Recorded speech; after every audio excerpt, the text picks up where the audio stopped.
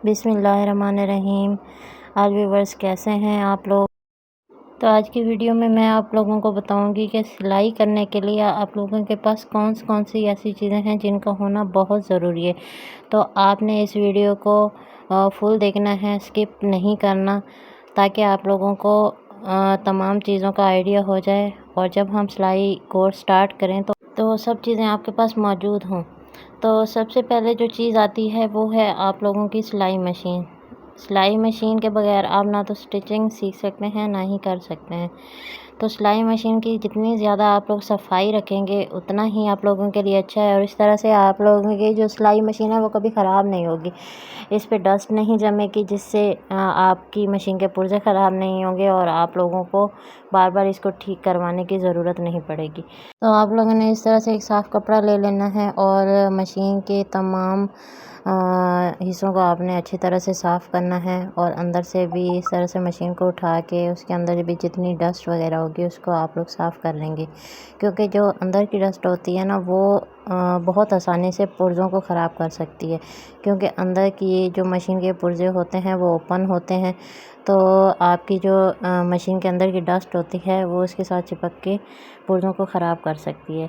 तो आप लोगों ने रोज़ाना इसकी सफाई लाज़मी करनी है, क्योंकि इससे आपकी मशीन ख़राब होने से बच सकती है और आपको बार बार मशीन को ठीक करवाने की ज़रूरत नहीं पड़ेगी। आप जिस भी कपड़े से मशीन को साफ़ करेंगे उस कपड़े का भी साफ़ होना ज़रूरी है। ये नहीं है कि आप मैला कपड़ा लें और उससे ही मशीन को साफ़ करना शुरू कर दें और कपड़े की जो मैल कुचैल है वो भी मशीन के साथ चिपक जाए। तो इस चीज़ का भी आप लोगों ने बहुत ख्याल रखना है। इसके बाद आ जाते हैं मशीन की ऑयलिंग। तो मशीन को आप लोग डेली बेस पे ऑयलिंग करेंगे। जब भी आप स्टिचिंग वगैरह कर लेते हो तो उसके बाद आप लोगों ने मशीन के जो होल्स बने होते हैं इसमें 1 ड्रॉप आप लोगों ने ही ऑयलिंग का डाल के रखना होता है। आप लोगों ने सिलाई के बाद ये ऑयलिंग करनी होती है, सिलाई से पहले नहीं करेंगे, क्योंकि इससे आप लोगों के जो कपड़े होंगे वो ख़राब हो सकते हैं। ऑयल के क्योंकि निशान वगैरह होते हैं तो उनसे आपके कपड़े ख़राब हो सकते हैं। इसके बाद ये है स्टार्टर। ये आमतौर पे मोटर वाली मशीन पे यूज़ होता है। तो इसको भी यूज़ करने का यही तरीका है कि आप स्टार्टर को इस तरह से अपने पाँव के नीचे रखेंगे। वैसे मैं आप लोगों को हाथ से बता रही हूँ, लेकिन ये पाँव से चलाया जाता है। इससे आपकी मशीन ज़्यादा आप हैंडल कर सकते हो आसानी से। आपने कभी भी इस तरह से उल्टा रख के नहीं चलाना होता, आपने हमेशा इसको सीधा रख के ही इस तरह से चलाना होता है और इस तरह से आप मशीन को बआसानी कंट्रोल भी कर सकते हो। जब चाहे आप इसको तेज़ हल्का कर सकते हो। लेकिन मेरा आप लोगों के लिए मशवरा यही है कि ये जब आप सीख जाएं स्टिचिंग तो आप मोटर वाली मशीन का इस्तेमाल करें। अभी स्टार्टिंग में आप हाथ वाली मशीन का इस्तेमाल करें। इससे क्या होगा कि आप आराम से मशीन को चला सकते हैं, सीधी सिलाई लगा सकते हैं। इससे आपकी सिलाई सफाई से होगी, आपको आइडिया हो जाएगा और आपको अच्छे से सिलाई करना आ जाएगा। उसके बाद जब आप प्रॉपर सीख जाएंगे तो फिर आप मोटर वाली मशीन यूज़ कर सकते हैं, क्योंकि ये आम तौर पे हर कोई यूज़ नहीं कर सकता। उसके बाद कुछ और चीज़ें आ जाती हैं जो सिलाई करने के लिए आप लोगों के पास होने बहुत ज़रूरी हैं, जिसमें कैंची है। कैंची का अच्छी क्वालिटी का होना और इसका तेज़ होना बहुत ज़रूरी है। अगर आपकी कैंची अच्छी क्वालिटी की नहीं होगी तो इससे आपका कटिंग के टाइम पे कपड़ा ख़राब भी हो सकता है। तो इसलिए हमेशा आपने अच्छी क्वालिटी की कैंची का इंतख़ाब करना है, ताकि आप लोग जब कटिंग करो तो आपका कपड़ा ख़राब ना हो। और जब आप कटिंग कर रहे होंगे तो आपने पूरा इसको इतना खोल के कटिंग नहीं करनी।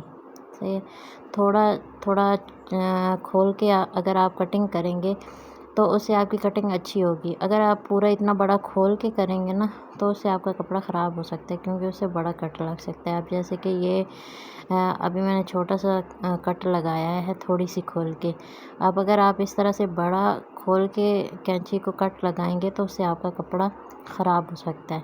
कटिंग में कपड़ा ख़राब हो जाएगा तो फिर आपका वो स्टिचिंग में सही नहीं होगा। उसके बाद आपके पास निशान लगाने के लिए कुछ ना कुछ होना ज़रूरी है। तो अगर आपके पास पेन ही है तो आप उसे भी निशान लगा सकते हैं, लेकिन कपड़ों पे निशान लगाने के लिए अलग से एक चॉक मिलता है। तो अगर आपने गला वगैरह कटिंग करना है तो आप पेन वगैरह से निशान लगा सकते हैं। कपड़े पे इससे निशान नहीं लगाएंगे क्योंकि ये साफ़ नहीं होगा, इससे कपड़ा आपका ख़राब हो सकता है। तो इसलिए आप जब भी कपड़े पे निशान आपको लगाना होगा तो उसका अलग से एक चौक मिलता है, उससे आप निशान लगाएंगे।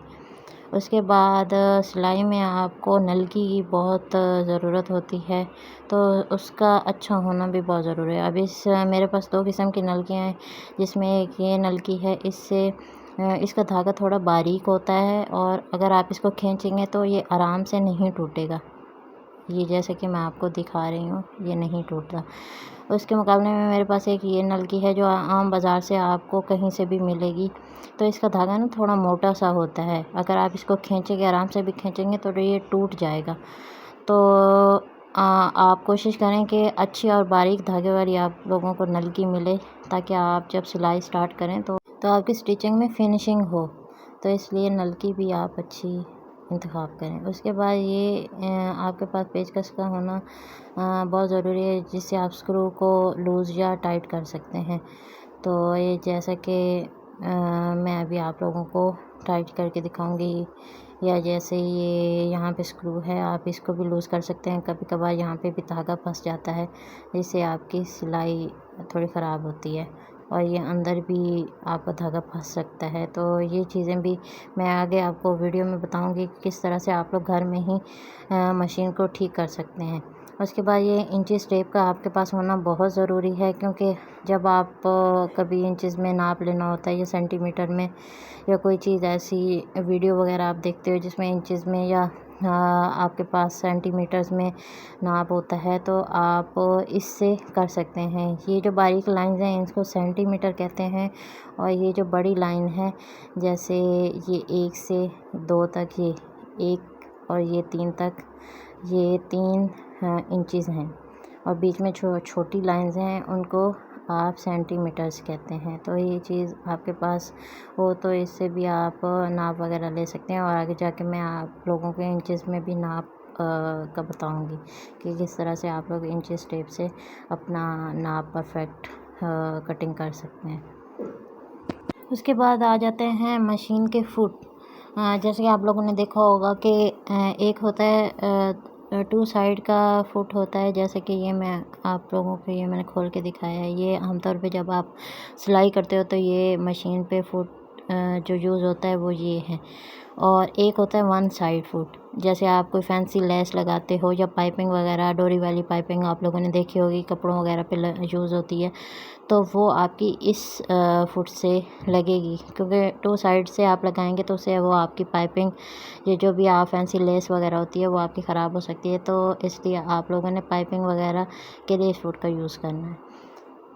इससे आप ना बहुत आसानी से लेस वगैरह, पाइपिंग वगैरह लगा सकते हैं, और घर में भी आप लोग पाइपिंग वगैरह ख़ुद भी बना सकते हैं। वो भी मैं आगे जाके आप लोगों को वीडियोज़ में बताऊंगी कि आप किस तरह से पाइपिंग वगैरह घर में बना के आप उसके भी पैसे बचा सकते हैं। उसके बाद मैं आप लोगों को बताती हूँ कि मशीन की सुई आप किस तरह से लगाएंगे। मशीन की जो सुई होती है ना, अगर आप उसको देखें तो वो एक साइड से प्लेन होती है और 3 साइड से वो राउंड शेप में होती है।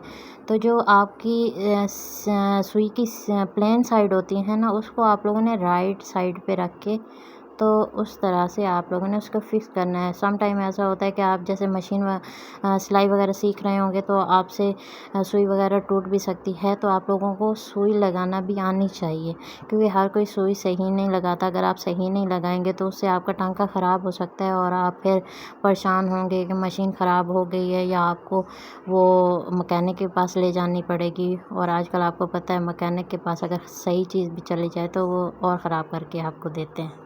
तो इस तरह से सीधी साइड को आप लोगों ने रख के, तो इस तरह से इसका स्क्रू होता है, उसके पहले लूज़ करना है जब आप लोगों को निकालना है, फिर उसके बाद जब लगाएंगे तो उसको टाइट कर लेंगे। ये ऐसी चीज़ें हैं जिनका आपको पता होना बहुत ज़रूरी है। तो इसी के साथ मैं आप सबसे इजाज़त चाहूँगी। अपनी दुआओं में मुझे याद रखना, और मेरी वीडियो को ज़्यादा से ज़्यादा लाइक एंड शेयर करना, ताकि ज़्यादा से ज़्यादा लोगों को फ़ायदा हो। तो इसी के साथ मैं आप लोगों से इजाज़त चाहती हूँ। अल्लाह हाफ़िज़।